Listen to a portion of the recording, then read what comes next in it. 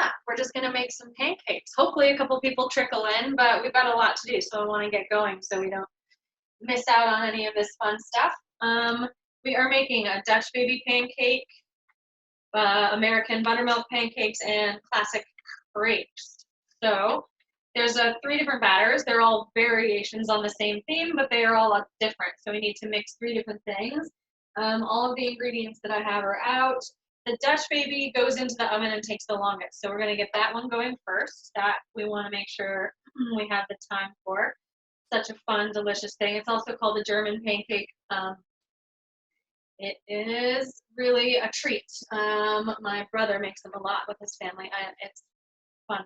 It's like a souffle. It's going to rise at the side of our skillet. So we make this I'm using my cast iron like I do for a lot of things. But if you just have a good oven safe skillet or a good pie pan, like a glass pie pan or something, that would work too. So the oven needs to be at 450, very, very high, because that is where like the rise comes from, the reaction from the extremely high heat, and then what it does to the melted butter in the pan and the eggs in the batter. It all kind of just creates a really fast steaming process, which helps it rise at the sides of the pan. Hello and welcome. We're just getting started. We have a lot of pancakes to make today, so we're kind of getting right to things. I'm Chef Julia, if you don't know me. I'm from the UCLA Teaching Kitchen, and welcome to breakfast. So, Dutch baby pancake is first, because we want to get that in the oven, and then while that's in the oven, we're going to make our crepe batter. The crepe batter traditionally needs to sit for about 20 minutes. You don't just make it and then start right away. It's part of the technical process that needs to rest. And then the buttermilk pancakes, traditional American style, we can just like make the batter, make them really quick, and set those aside to keep warm. If you're making all 3 with me, awesome. You're going to have a lot of carbs this morning. I am making the full recipe of the Dutch baby because it's just a 1-pan method. The crepes and the pancakes, the buttermilk pancakes, I'm cutting these recipes down. So probably like the crepes in thirds based on the number of eggs, and then the buttermilk pancakes in half. Also, it's easiest to kind of look at your eggs and see how many those are, and that's how you can do the math easiest when you want to divide recipes that have eggs in them. Now, of course, you can divide 3 eggs in half. You just have to break them, whisk them up, and then split that evenly in half. That would be how you would do that, but we'll get to that. Let's get the Dutch baby going. Oven preheated to 450. I've got my skillet here ready because we're going to be using that pretty quickly in the process. And then we're just going to measure out all of our dry, well, basically everything gets whisked into a bowl. It's a really simple mixing process. The milk, flour, eggs, sugar, and vanilla all get whisked together in a bowl. So I'm going to pull all that over here so I can measure it all out as quickly as possible. You don't want to keep going back and forth, so you kind of pull everything out that you need. Flour, eggs, sugar, milk.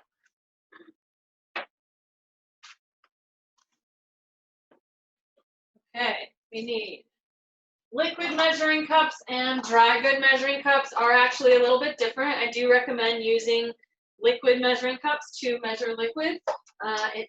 It's more precise, and you get a better measurement that way. Those are, I know they have like a pouring spout on them sometimes, so you can. It's just, that's why they make these. They're just a little bit more precise. You can leave it on a flat surface so that you know you're getting a proper measurement. And then I'm going for 3/4 of a cup.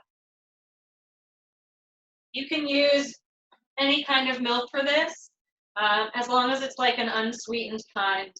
If you are lactose, have issues with milk, or just don't like it, you can definitely use almond milk would be fine for this. Soy milk would work fine for this. Just again, look for the ones that don't have sugar added into them. So our milk is here. We need 1/2 cup of flour. The recipe calls for unbleached, and I think I might have made a note of that in one of my emails. It's just preferred. If you have regular bleached flour, that's totally fine. Just kind of what's best for our bodies, you know? So I usually write recipes that say unbleached, but don't like go to 5 different stores looking for that. Just use what you've got. We need a half a cup. That's the wrong one. There we go. When you're measuring dry ingredients like flour, you want to be really, really careful. If I pour that in there, you can see that is like a heaping half a cup. That's more than what the recipe calls for. So you can use like the edge of a spoon, or you see I'm just using my finger just to level that off. Make sure that is an even half cup measurement, and then that goes in there. It's going to be 2 large eggs. Just like other kinds of souffles or like pastry that rises, the egg is going to be a lot of the action. So when they start to steam and cook, it helps to create the air inside of your pancake. So 2 large eggs. You want to do sort of pay attention to that measurement. If a baking recipe says medium eggs or large eggs or jumbo eggs, there can be a difference. If you're going like one step down, jumbo to extra large, probably fine. But if the recipe says jumbo and you use medium, you're going to be getting a lot less egg, and so it's going to make a difference in how the product turns out. Making a little room. Okay, 2 eggs, 1.5 tablespoons of sugar.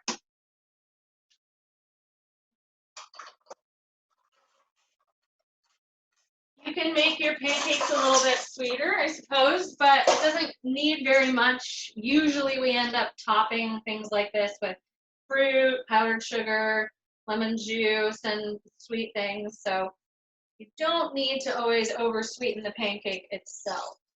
So 1.5 tablespoons. Half a tablespoon is not usually a spoon that comes on one of these sets, but a tablespoon is 3 teaspoons. So you can do 1.5 teaspoons because those do come on this set. So that's 1.5, 1.5. So that would equal our 1.5 tablespoons. We're going to whisk this all together.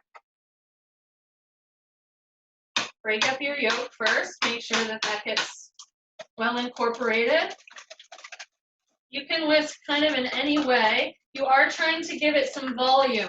So you want to make sure that after it's well mixed and the eggs are broken up, that you are giving it a little bit of a down to up motion. So you're creating that sort of, you're giving it volume, you're giving it air inside of the batter. It's just going to help make it fluffy and rise a little bit better. We're going to take our butter, which is next, 3 tablespoons of butter, and put that in our pan, which is going to go into the oven and get hot. We don't want to leave it in there so long that the butter turns brown. Brown butter is delicious, but that's not what we're going for here. We just are trying to melt it. If we let it get brown, then there's going to be a lot of little bits. The milk solids will start to kind of burn, and that will inhibit the rise on the side of the pan. We just want it to be regular melted butter. So that is just going to go right into the oven. It only takes maybe a couple of minutes for that to melt. And then we're going to use a pastry brush or like a silicone brush to spread it around the entire bottom and the sides and the top rim. And it's just going to, it needs to all be very well coated in the butter so that the pancake uses that as its lubrication to slide up the side. So while that's melting, make sure that this is very well mixed. Looks pretty good. When it comes out and we do our butter, we're going to carefully, with like a towel or a glove with one hand, spread it around, and then this batter gets poured in very slowly. 1, you don't want to splatter and hurt yourself.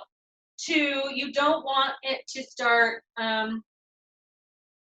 like splashing all over the place. You need it to spread out gradually, and you want the batter to kind of lay on top of and incorporate into the butter. If you pour it in too quickly, it'll just push all the butter out to the sides. Just want to take care with how you pour it into the pan. So that will be the process that we follow. I'm just going to check it's coming along. You can always kind of move the butter around. If you wanted to, you could cut that into smaller pieces. It'll help it melt faster. It seems like it's going to be a lot of butter. It is. That's where, well, there's no butter or fat in the batter yet. It all comes from the pan. And then it needs a lot to help guide it up the sides and make sure that it stays up there and gets really brown and crisp around the edges. And then, yeah, this is very much like a popover, or what are they called? Like those English things, the little Yorkshire puddings, and they put meat inside those little cups. That's how they bake those, except it's in duck fat, and it climbs up the side of the pans. Very old traditional technique. So you want to stick to that, and definitely make sure that you pour it in slowly, let the butter melt, get it all over the pan. These are the important details of this process. You kind of see it's almost melted. I just have a little, maybe 1 tablespoon left. I'm going to use my knife to kind of cut that up so it melts a little bit faster. I probably should have done that from the beginning. Lessons. We're all learning here. And I'm going to have my brush ready. I'm going to swirl this around. It's going to finish melting. I just want to kind of make sure the sides start getting coated. Yeah. We've only got about 25 seconds left. It'll be completely done. As soon as we've got it coated and poured in, we're going to put that right back into the oven, and it takes maybe 30 minutes. We kind of have to keep an eye on it. What we're going to do is set our timer for about 15. We're going to look at it, see if we need to spin the pan. It's probably going to need to go for 20 at this high temperature, 450 degrees. Then after 20 minutes, we're going to turn the heat down to 350 and let it go for another like 8 to 10 minutes, depending on the oven, depending on how it looks, depending on the size of the skillet you use. Those kinds of things can kind of come into play. But we're looking for a very browned, crispy kind of coat exterior where it's around the sides of the pan. It's going to be bubbled and puffed around the sides, and it's going to have a sort of shallow center like a baked German pancake. So hopefully you've seen those. They're really good. All right. Totally melted butter. Using that pastry brush, make sure you still have your oven mitt or your towel. You don't want to forget that this was just in the oven. It's a very hot pan. Sometimes I kind of forget, like I walk away for a minute and I was like, oh yeah, that was just in the oven. Don't touch that. So leave a towel nearby or something so you can always remember that's a very hot pan. I want to bring this here so you can see. I'm just using my brush to very liberally like coat all the way around the sides, the rim, even the very top of the rim of the pan, just all the way. This is going to be a buttery, well-coated, greased up skillet. Every little last nook and cranny, even on that little handle, just everywhere. Making sure anywhere that my dough might expand and grow, that there is going to be butter coating it. Okay? That is done. Very slowly, remember, very slowly pouring this batter in. I want to make sure that I get all of it. That's really important because all of that counts. I'm going to use a little rubber spatula to help make sure that I scrape it all the way in, because you leave a lot of that on the sides of the bowl, then you're missing out like a tablespoon or 2 of your batter. So very slowly, I'm pouring this into the center of the pan. It makes a really beautiful and kind of mesmerizing disc. As it expands, the butter kind of creeps up over the sides. Oh, this is fun. Okay, I'll show you here. I'll get the camera over here in a sec. You can see what it looks like before I put it in the oven. I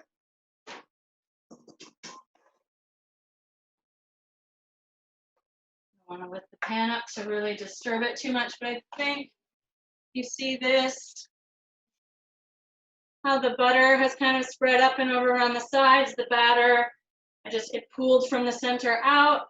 That's what that looks like. It's going to go into that 450-degree oven carefully.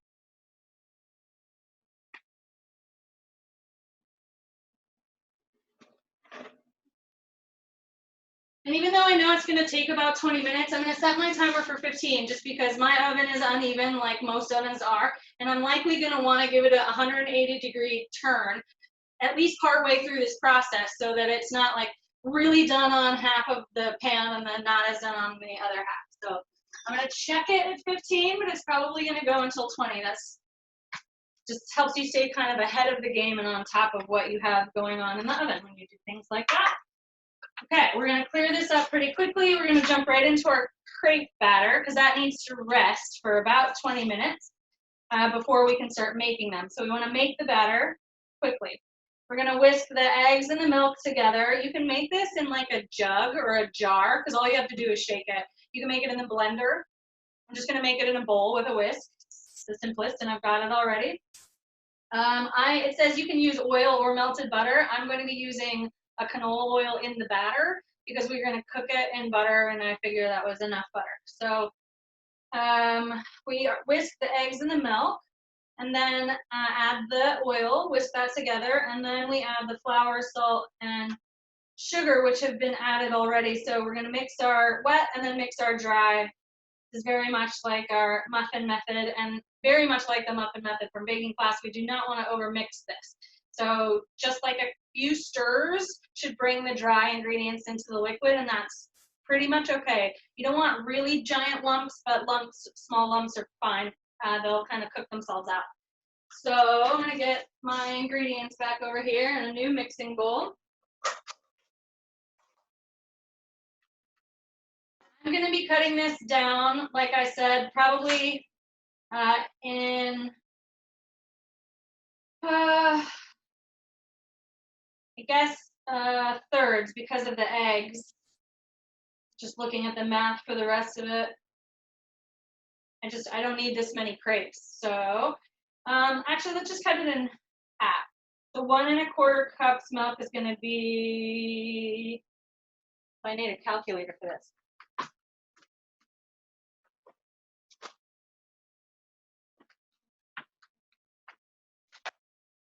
Okay, sorry. Okay, this is a good test in kitchen math. I'm gonna do thirds. My original plan. I just want to do 1 egg. It's gonna be 1.25 divided by 3. Okay. You can do this exact math if you want, or you can make this full recipe if you're making it at all. You can just cut it in half, at which point you would break 3 eggs and then break that in half. I'm going to do this in thirds, which is going to be 0.42 cups of milk, which I'm going to estimate around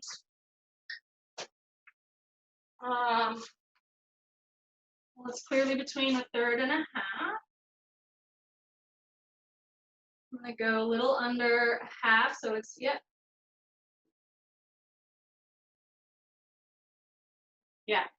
under 1/2 over 1/3, 0.42 cups, 1 egg. You're going to whisk that together very well. This is the point that you can't overmix it. You want to mix this really well so the egg gets broken down perfectly. You don't want any separate white or separate yolk. That's going to definitely make a problem as you make the crepes. Okay, so whisk this together very, very well. That's why some people make this in a blender, because you can make sure that it's really smooth, which is what you're going for with a crepe batter. Extremely perfectly well blended. I'm going to be adding to this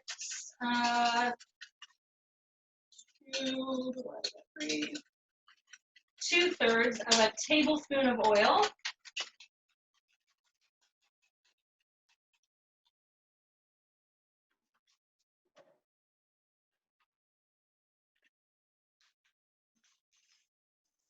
Which a tablespoon is 3 teaspoons. So 2/3 of a tablespoon would be 2 teaspoons.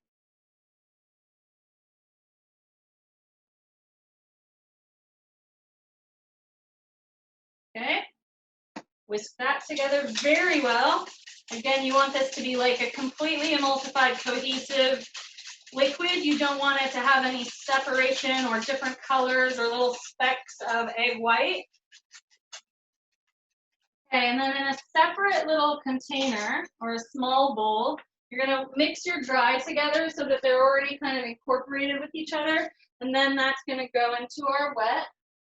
Let me get a very small bowl here. Okay.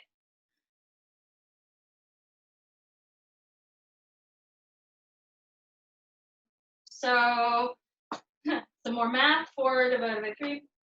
We're doing 1 1/3 ounces flour.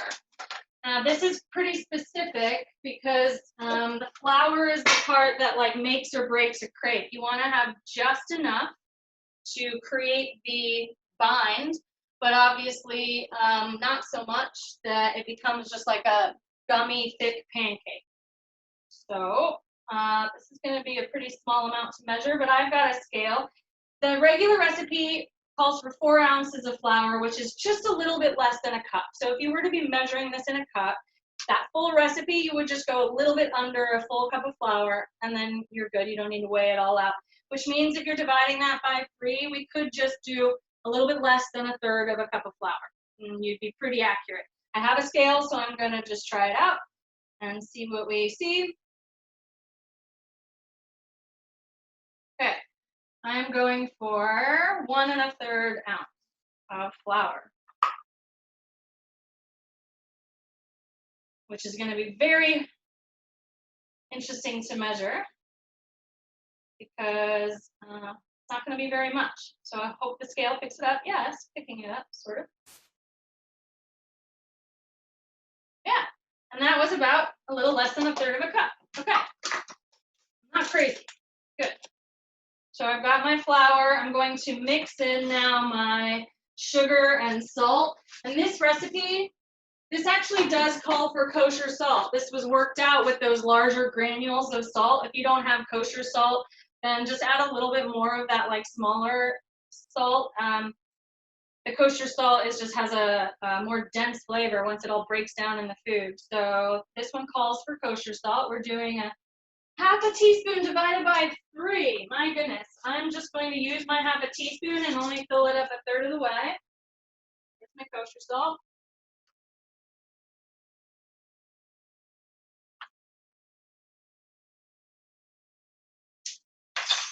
Sugar. This is a variation. If you want these to be sweet for dessert, like fill them with Nutella and strawberries and have all that kind of sweet stuff, then you would add about 2 to 3 tablespoons of sugar to this dry mix. If you were just making crepes to use as a savory item, which would be really good, you could add scallions in, and that's how you make like scallion pancakes to wrap up hoisin duck or like Chinese pancakes. You can make them savory too. I used to work for a company. We made like savory crepes with fried chicken stuffed inside with a hot spiced maple syrup. That was a really interesting spin on like the pancakes and fried chicken thing. So you can do them savory. I'm gonna make mine sweet because this is, you know.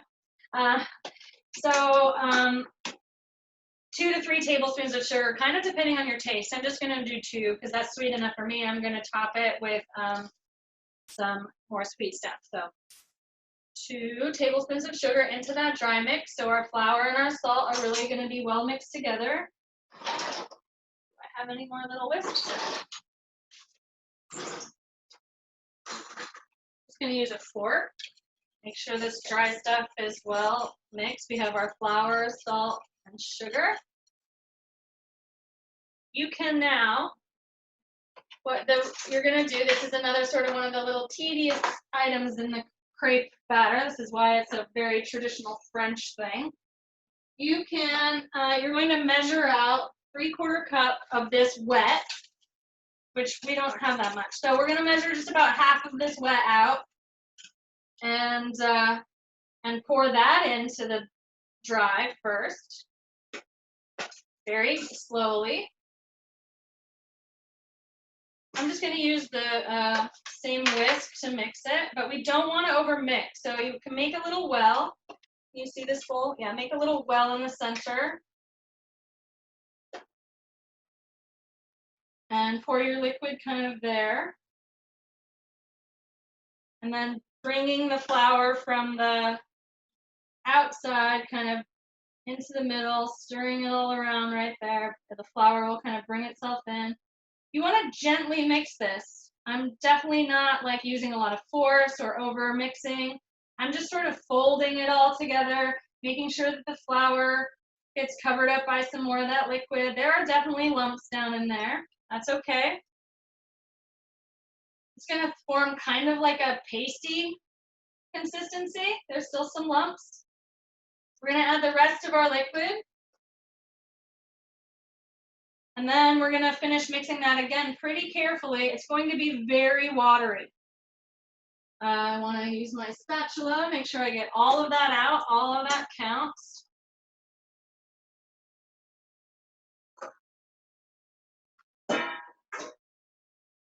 And then really gently, just kind of from the center, letting the flour on the outside bring itself in, whisking this together. It's going to be done as soon as it's basically that, like, yeah, I don't have any more large chunks of flour. That last batch of liquid is mixed in. I can feel in the bottom of the bowl that there's nothing stuck. That's it. You want to stop mixing. It's done. Now we're going to let this set for about 20 minutes. I don't need to put it in the fridge now. If you wanted to have a big crepe party or make these for brunch, you can make it the night before and then leave this in the fridge overnight. It would be perfectly good to use the next morning. I'm just going to set it in one of the cooler spots of the kitchen for the next 15, 20. Where are we in time? Yeah, that'll be great. The crepes take about 35 seconds to cook, so that'll be the last thing that we cook. Now we're going to jump real fast into these fluffy buttermilk pancakes. Classic Americana. This is one of the recipes that I've actually been making for years. It's straight from the New York Times cooking section. It's one of those amazing recipes you see online that you know it's going to work because I think 7,000 people have made it and it still has like a 4.7 review rating. Those kinds of things you can tell that they're going to be good. So this one, I didn't change anything. Why mess with it if it's not broken? We whisk the flour, sugar, baking powder, baking soda, and salt in a bowl. We're making our dry mix. We're going to make a well in that dry mix like we just did. We're going to pour in our buttermilk and then crack the eggs right into the buttermilk and then pour in some melted butter. We're adding our wet right into our dry just like we just did, except this, we're not mixing the wet first.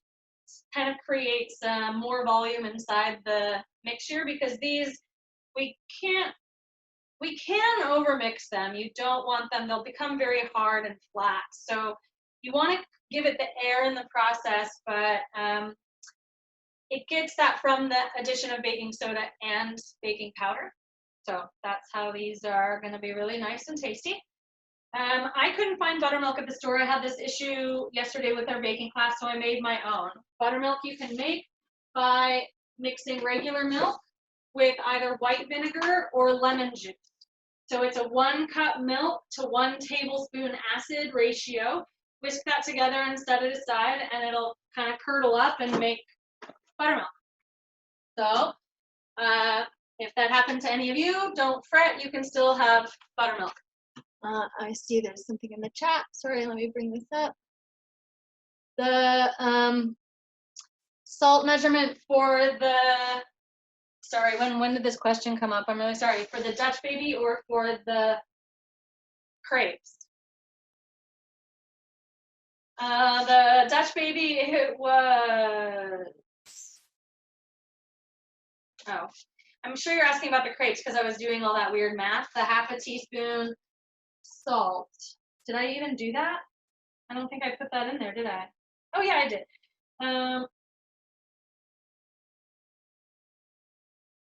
Yeah, it 0.16 of a teaspoon, which is like just a pinch, teeny tiny pinch of salt. Like pinch of salt. I don't know if you can even see that tiny pinch of salt. You don't want these to be salty, so it's only to sort of help balance out any of the flavor and make sure that the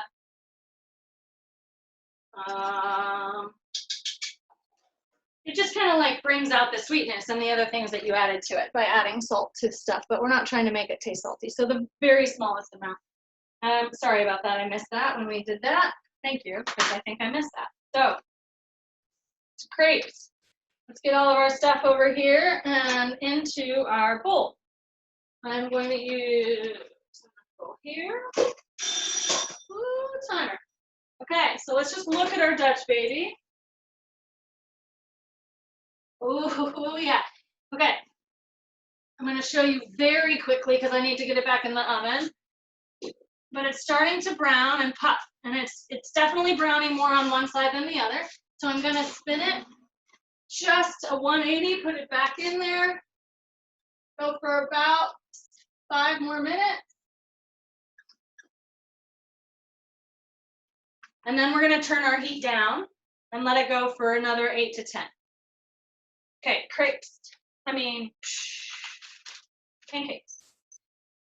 2 cups. I'm going to cut this one in half, I said. 1 cup flour. Make sure that that's a very evened off measurement. You're a nice level cup of flour.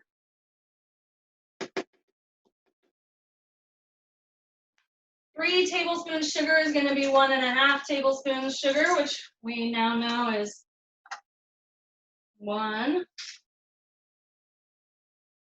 And then 1/2 tablespoon is 1.5 teaspoons.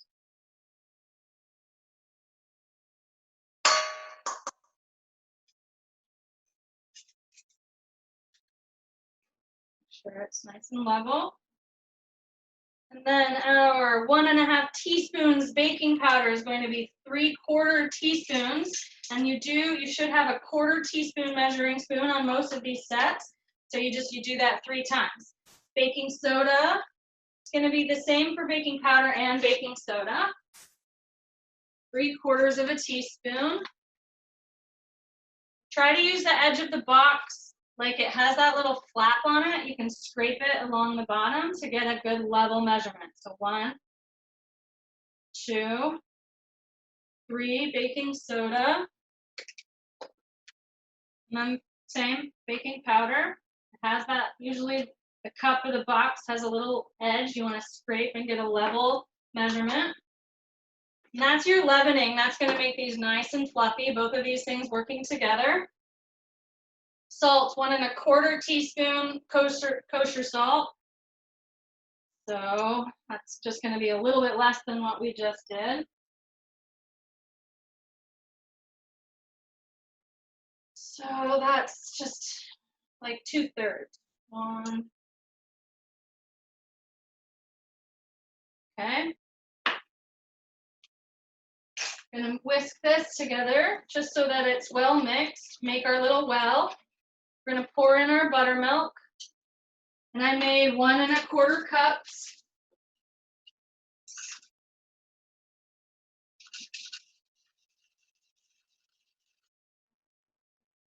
If you just have regular milk, that's also okay. I'm going to crack in 1 large egg right into the buttermilk.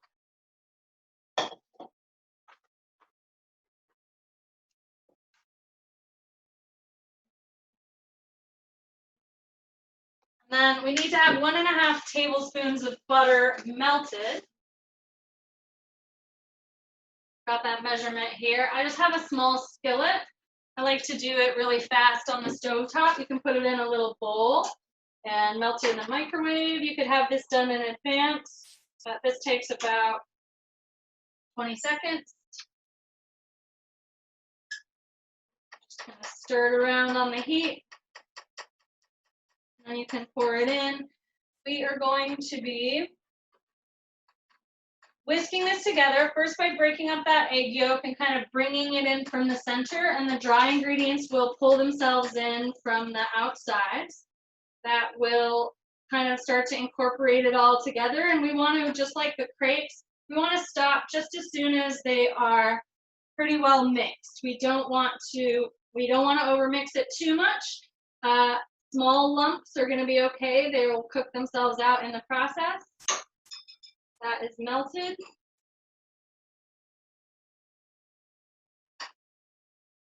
I usually take it to the point where there's a little bit left, and then I kind of stir it around to finish the melting process. It also helps cool it down for maybe a few seconds before I pour it into this, because it's gonna start cooking that egg, which we don't really wanna do, like, yeah, we don't wanna do that. So I'm gonna pour it as I mix it, and I'm gonna break that yolk and slowly start to mix this in the center, pouring that melted butter in, slowly, whisking it.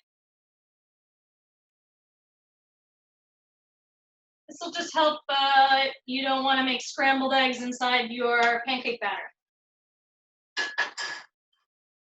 It's important to do if you're adding anything ever hot to something that has eggs in it, whether it's in baking or breakfast.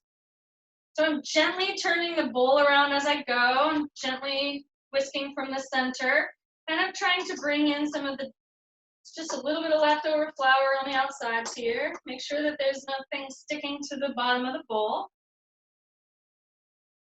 And as soon as you see the largest bits of flour being like incorporated and mixed in, you want to stop.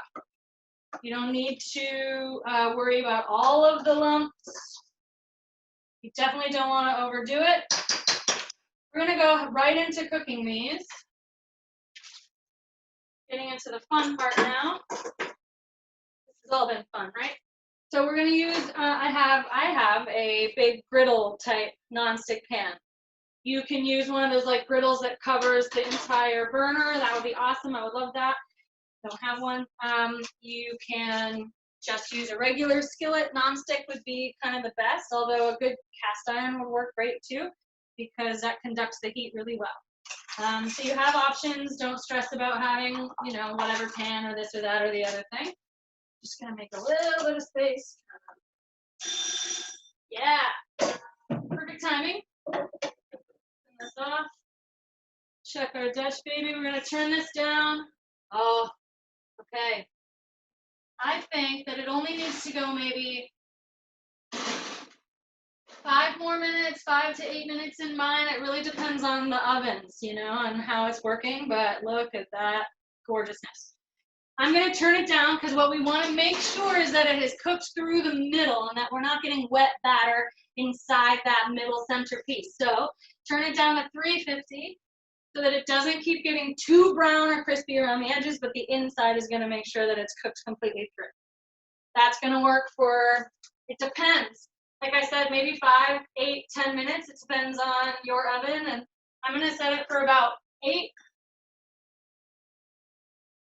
And I think it's going to be perfect. Turn the oven off and that one will be done, which is good time. I'm going to turn this griddle on, get this going at a kind of a low heat. You don't want to rip roar it, but you want to get it hot. I'm on a medium low, so I'm right in between halfway and low. It's not an exact science on most ovens. If you have an oven that has a bunch of different lines and marks, that's great. Mine says high and low. So you just kind of like gauge it like a clock in between that. We're going for between medium and low at medium low. So we're gonna get this hot. It's not gonna take a super long time because we don't want this to be rip roaring hot. You can use regular canola oil, brush it with a paper towel. If you just have pan spray, you can use that. If you want to put a little bit of butter on the pan for flavor, you can, but you can't use all butter. It'll just burn. I'm just going to use a little bit of pan spray for these regular classic pancakes. Just a light coating, just to make sure that they don't stick when they first start to cook. And you can use a measuring cup. Generally, it's about 1/3 of a cup is a good pour for like a, you know, an American style pancake. So that's what I'm going to do. Here, I'm going to turn the camera now.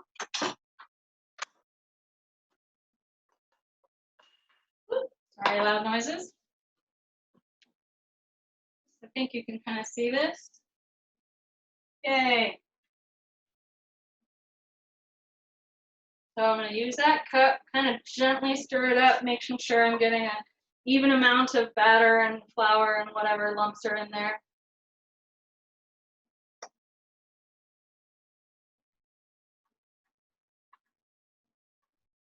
These are going to be big. This is like a, this pan's not hot enough. That's why it spreads so much. So that's a lesson. You want to maybe go up to about a medium before you start pouring it in there. That one's gonna be a funny, like, square corner pancake.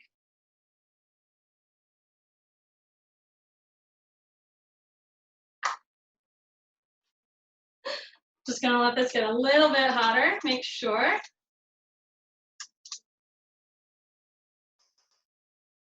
Because then it'll stick to the pan and it won't be so loose and spread out all the way to the sides like that. That one's gonna take a long time to cook. Let's try to get over here in the center.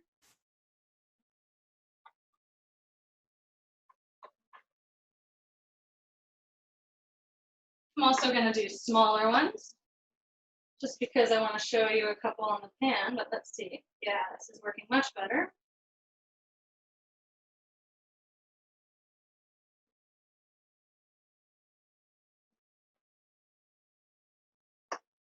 It might be making a difference too that my buttermilk is made from scratch. You know, real buttermilk has had a long time to set up and curdle, so it might not be quite as fluffy. Hopefully you've all found real buttermilk.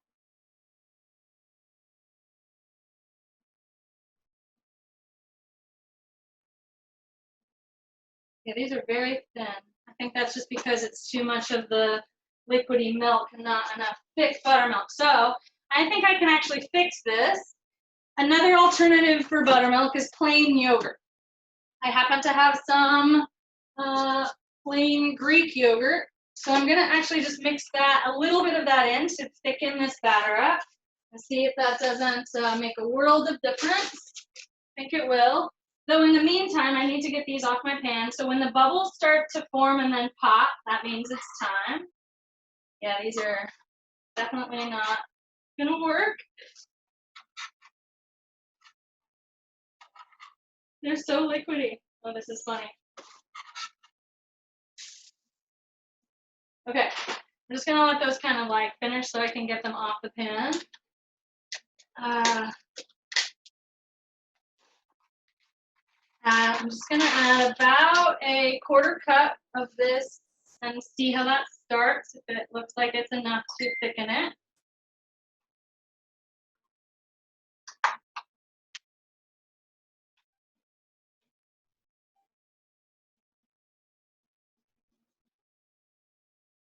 Yeah, I think that's gonna make a big difference.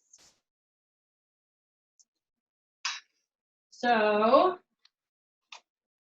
we're actually also gonna have tons of extra protein now.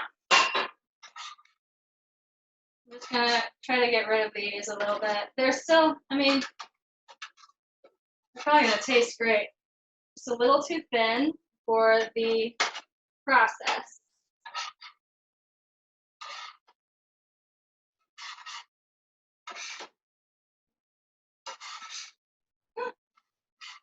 All right, set that aside.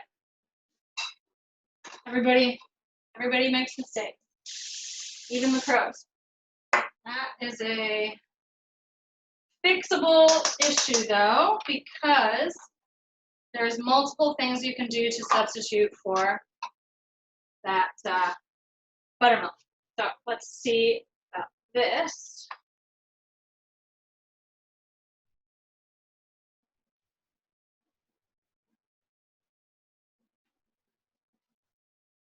That's going to be very good.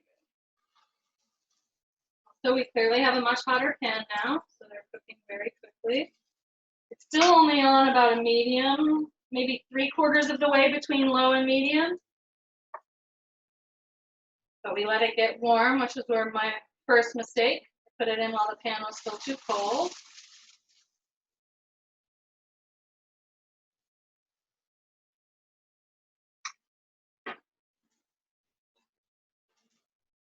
So the bubbles are going to rise to the top, and then as soon as they've basically popped, and you can kind of check underneath and look at the bottom. If it's a little browned or if it's coming up, then it's good. It can't be like too liquidy, or else it's not going to cook very well for you. Can you see this? Yeah.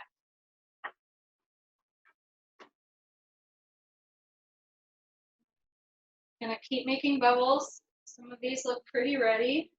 You can tell also once the edges have dried and become a little bit thicker, But the point is not to really rush your pancakes. If it's burning on one side, and you flip it too early, then they're not going to cook through and you're going to be eating raw batter in the middle. So that's why we keep it at a pretty kind of low to medium low heat, which means it's kind of a process. So the more pancakes you're making, you put them on a plate and you keep them in a warm part of your world. So our oven is on, everything's warm over here. A plate back here, maybe in the back area of my stovetop, would keep these warm. I just kind of loosely cover them with foil so that they're not steaming, but they're not also just exposed to the air around them. These are very fluffy. I'm going to try to get underneath. Flip.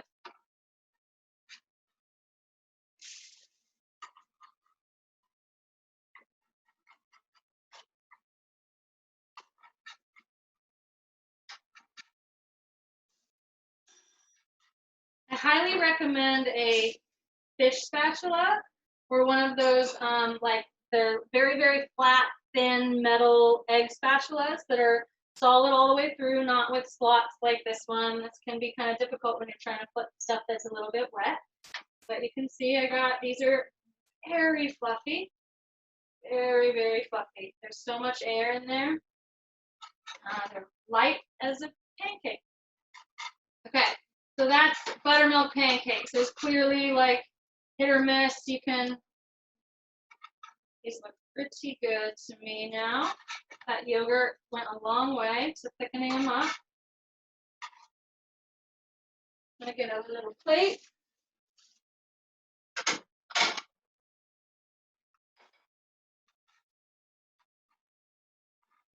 These are extremely light, very fluffy, really good.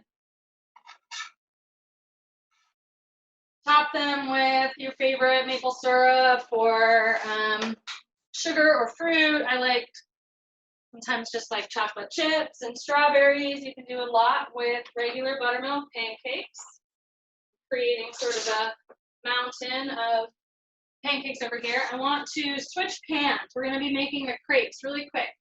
I know our timer went off, so I'm turning the oven off. I'm going to pull this Dutch baby out. Oh,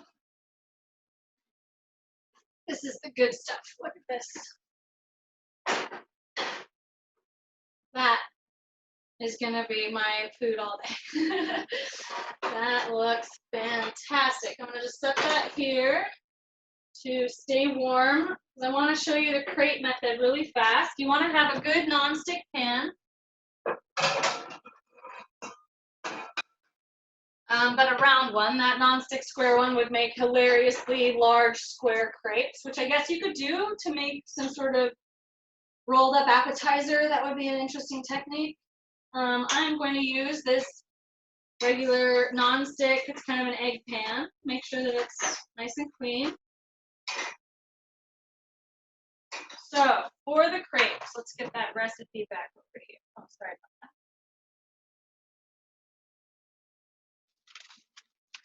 I think my phone froze. Uh-oh.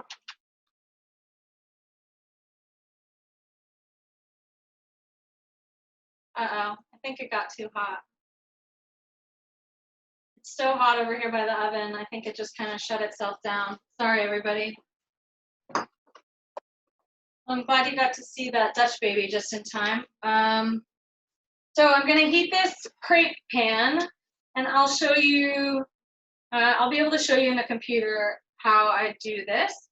You've got your batter. We're going to put a little bit of butter in this pan to melt it to make the crepes.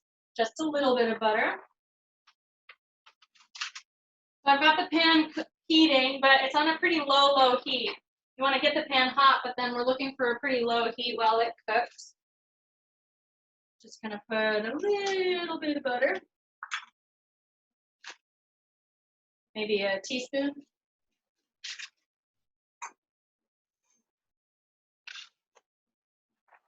Okay. So we have our crepe batter. The important thing to do when you're making crepes, though, is to make sure that you re-mix this. It has set aside, which is great, because it's the flour has kind of rested, everything's come together, but it's it's not really well mixed. The heaviness falls to the bottom. So before you start to cook each round of crepe, you need to mix the batter every single time really, really well before you pour it into your pan. Make sure that the pan is very well coated all the way around the bottom with that butter. So you just kind of swirl it around. And then let's see what our very specific instructions. Mix the batter before putting it in gently. We're doing about 1/4 of a cup, but what really matters is how big your pan is. All you want is just enough to cover the bottom of the pan and to create a solid, even layer, but that's it. Crepes are very thin. Crepes should be, the better you get at this and more you can perfect this, the thinner and thinner they will be for you. So just enough. I don't think I'm going to need a full 1/4 of a cup based on the size of my pan, but I'll show you here. As it spreads out, it's literally just enough to coat the bottom and a nice even layer.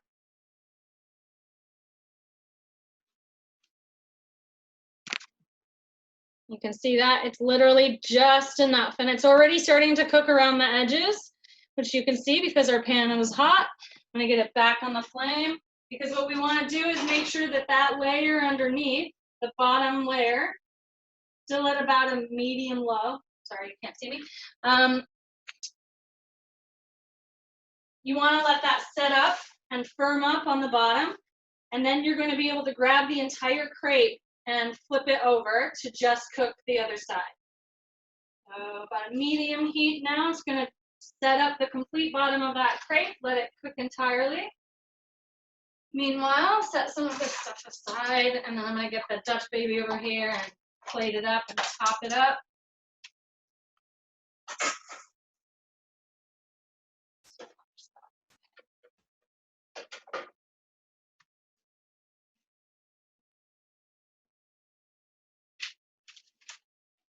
You can make your crepes very soft. If you're going to be using them for something else afterwards and cooking them again, you might want to do that.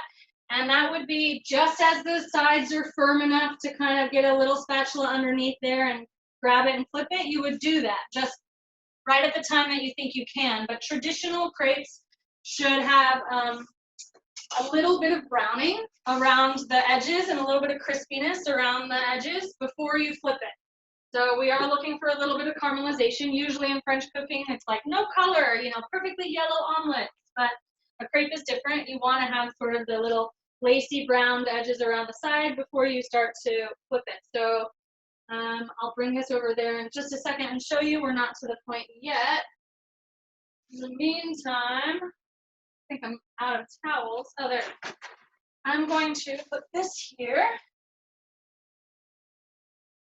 Now it's created a lovely cavity. The bits that have cooked up the side have stayed up the side, nice and crispy and browned. And then this is a really beautiful bowl of like souffle pancake, which you can put anything you want into. I'm going to put strawberries and blueberries and a little bit of whipped cream because I'm going to treat myself today.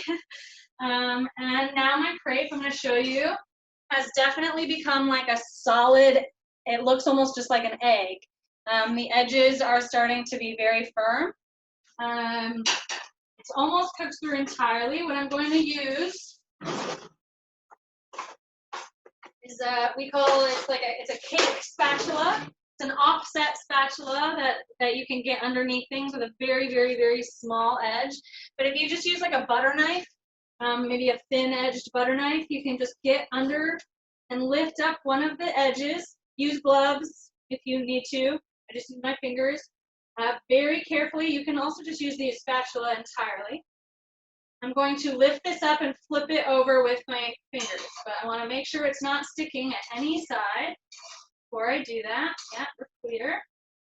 Let's turn this down. Very hot. You could also try to flip it. Should I try? No. Halfway flipped. Okay. Spread it out. You can see I flipped it. That browning, that caramelization is what you want. That's a good traditional crepe. It's only going to take about 2 minutes on this second side because it's pretty much cooked all the way through the middle. You're just trying to get a little bit more color. And that's your crepe. You repeat that with as much batter as you have. You can make them as thick kind of as you want, but then they start to get gummy. The real test is practicing how thin and thin and thin you can make them. So that's the traditional French crepe, but you literally just stack them up on a plate until the next round is done, and they will keep each other warm, stacked up on the plate, and that's it. That's how you make crepes. And so for traditional crepe, we would fill this. I don't know, I've had a lot of students. I was a nanny for a while. They love it with Nutella, the kids do. I like it with a little bit of powdered sugar and lemon juice, and you just kind of sprinkle that in. Powdered sugar, I'll show you the trick.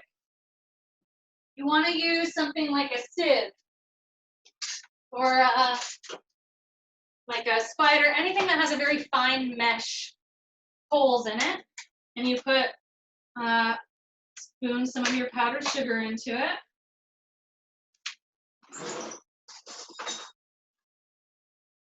And that's how you can make that like fancy dusting of sugar over desserts or pancakes or things like this. So I'll do that over the Dutch baby. Makes that beautiful snow. Show you.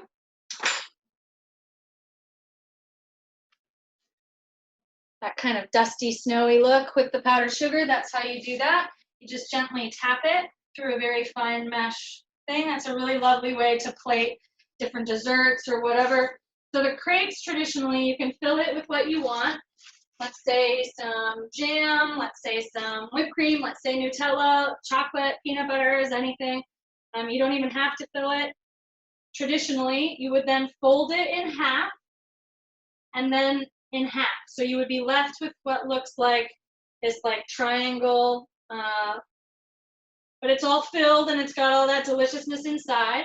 And then you decorate your plate with all of your crepes filled and decorated with berries, and you dust your plate with your powdered sugar, and you have a exquisite breakfast treat. It's mostly milk, flour, sugar, most of these things. Some of them you need a little buttermilk, some of them you need butter, some of them you need a couple, but it's mostly very affordable, very regular pantry items, and you can see just like with slight variations how you can make pretty special breakfast treats for yourself. So sorry about the hiccups. I'm sorry my phone got too hot. I hope that you cooked along. I hope you tried some of these. I hope you let me know how it turns out. And yeah, that was great. I have so many pancakes to deal with today. I'm going to actually, you can keep pancake batter. So the regular buttermilk batter, I'm going to keep that and make it tomorrow. I just kind of re-whisk it. I'll probably thicken it back up a little bit maybe, but the crepe batter, it's not really very good the next day now that I've kind of like been working with it. If I wanted to put it back in the fridge and use it tomorrow, that would probably work, but no more time than that. The Dutch baby, you mix it, you make it, you eat it. So it's one of those kinds of things.